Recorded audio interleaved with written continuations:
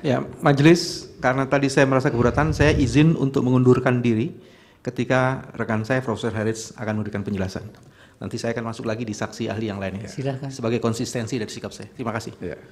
Anggota tim hukum Anies Muhaimin Bambang Wijoyanto melakukan aksi walkout dalam sidang lanjutan sengketa Pilpres pada Kamis 4 April hari ini. Alasannya karena Bambang merasa keberatan dengan kehadiran saksi dari kubu Prabowo Gibran, Edi Hiarij. Kepada hakim, Bambang meminta izin untuk meninggalkan ruang sidang selama Edi memberikan keterangan. Sebagai informasi, Edi sempat menyandang status tersangka dugaan korupsi di KPK.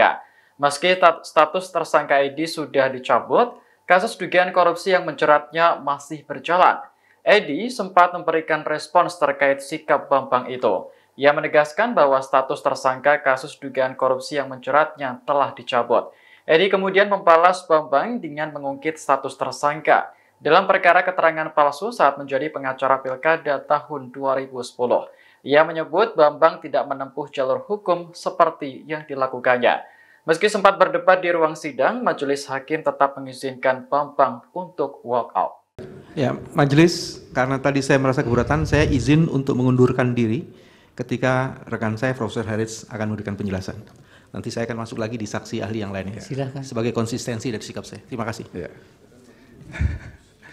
Majelis yang mulia, saya kira sebelum Saudara Bambang Wijoyanto meninggalkan tempat. Sudah nggak apa-apa Pak Edi, itu kan haknya beliau juga. Ya, saya kira saya berhak untuk tidak terjadi karakter assassination karena begitu dikatakan oleh Saudara Bambang hari ini pemberitaan dengan seketika mempersoalkan keberadaan saya.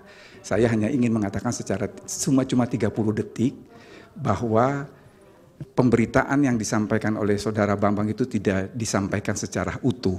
Pada saat itu Ali Fikri juru bicara mengatakan akan menerbitkan sprindik umum dengan melihat perkembangan kasus. Dan yang kedua, status saya sebagai tersangka sudah saya challenge di Pengadilan Negeri Jakarta Selatan dan putusan tanggal 30 membatalkan status saya sebagai tersangka.